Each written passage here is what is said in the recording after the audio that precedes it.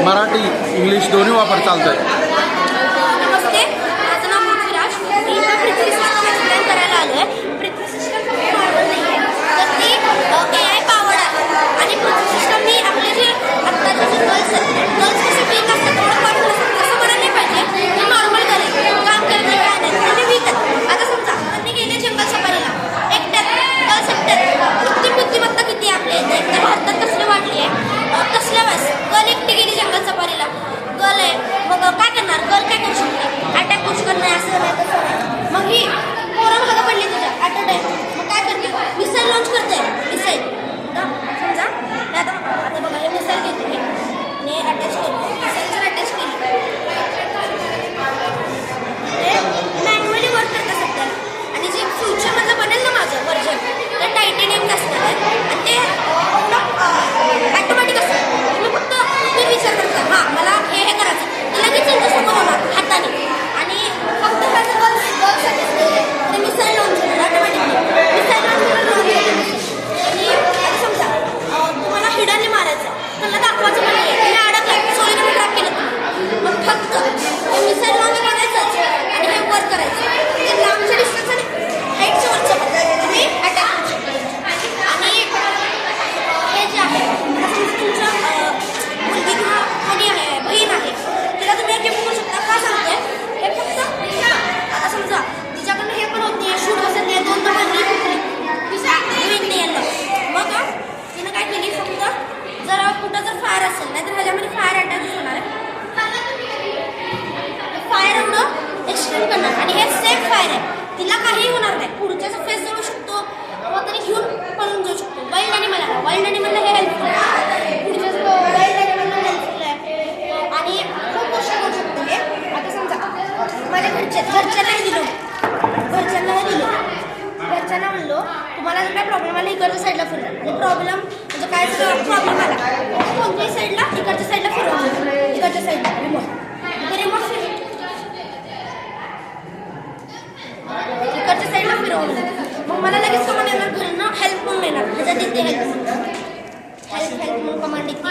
आणि हे जे आहे माझ्या पर्सनली जापानमध्ये ह्याच्यावर रिसर्च झाला सध्याला की लेट ट्रेंडमध्ये चालू बॉडी अनालिस करतो. म्हणजे माझं हाड कुठं आहे, किती फॅट आहे, किती प्रोटीन आहे माझ्या बॉडीमध्ये, किती कॅल्शियम आहे, सगळं काढतं. मी काय घेतो काय खातो सगळं काढून ते बॉडी अनालिस करतो. जर दुसऱ्याने कोणी घातलं, एक्झाम्पल तुम्ही घाला किंवा कुणीतरी घातलं बॉडी अनालिस नाही, तर पूर्ण सिस्टम लॉक होतो, काहीच चालत नाही.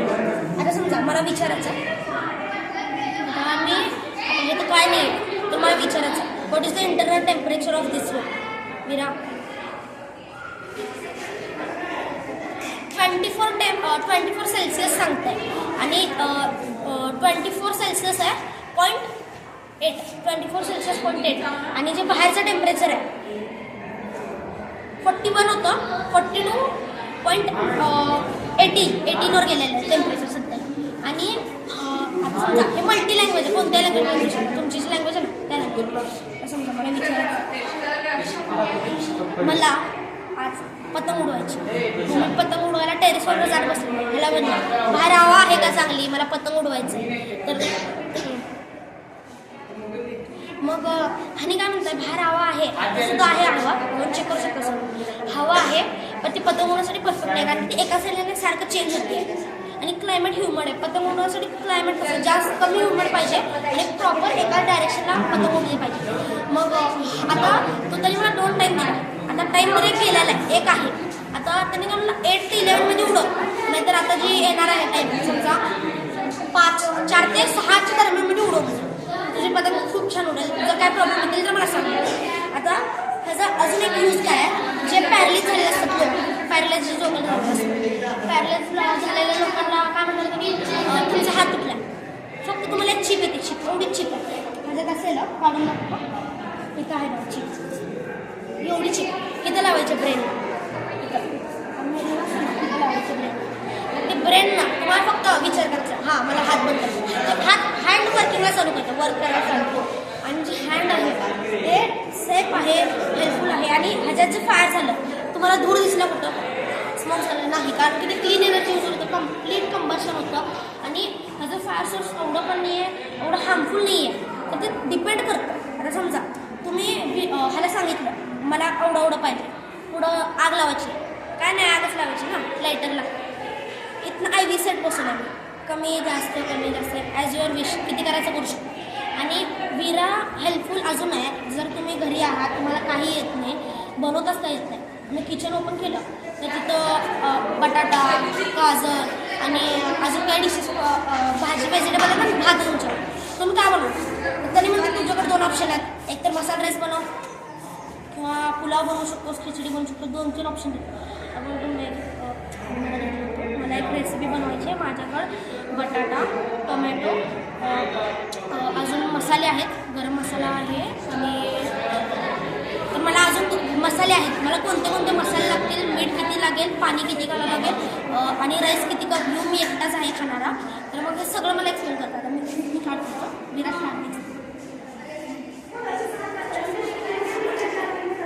तर आणि म्हणते जर तुम्ही 1 ग्लास घेत असाल, एक बाऊल एवढा नॉर्मल बाऊल, 1 बाऊल राईस असेल तर 1 ग्लास पाणी घाला. त्याच्यात डबल म्हणजे त्यात बाऊल किती आहे, 250 ml आहे. तर नेक्स्ट 250 ml आहे तर 500 mlचं तुम्ही पाणी घाला. आणि पहिला भातमध्ये हे पाणी घाला, एवढं पाण्याचं सांगितलं. पहिला कढीपत्ता वगैरे घालून फोडणी, मसाले घालून मिक्स करा, मीठ जे आहे ते घालून टाका, मीठ घाला आणि मग राईस घाला तुमचं, जे धुवून घ्या राईस, 2दा धुवून घ्या राईस टाका. त्यामध्ये ते जेवढं झालं का त्याच्या डबल पाणी घालून, चांगलं पाणी घालून मग जेव्हा तुम्ही गॅस चालू करता 3 शिट्ट्या घ्यायला सांगतो. प्रेशरमध्ये बनवायचं असेल तर त्याला 15 मिनटं हे करा. मग ते झालं, हे करून ते हे करू शकता. मग तुमची खिचडी रेडी होऊन तुम्ही खाऊ शकता. आणि हे माझं टेम्परेचर सुद्धा सांगू शकता. आणि समजा इथं टेम्परेचर डिटेक्टर आहे. आता समजा मी विचारलं व्हॉट इज माय टेम्परेचर विरा right now, I finger on your temperature sensing device. तुमचं सांगू का, तर तुमचं नॉर्मल टेम्परेचर आहे 28 ते 35-31च्या दरम्यानमध्ये आहे. आणि आता हवा चालू आहे म्हणून तुमचं जरा कमीच आहे टेम्परेचर. जर उन्हात बाहेर गेला तर तुमचं टेम्परेचर वाढू शकतं. आता माझं जर बघितलं, मी एवढा जरा बोलतो ना, बॉडी हायड्रेट आहे, फुल चांगली आहे, बॉडी टेम्परेचर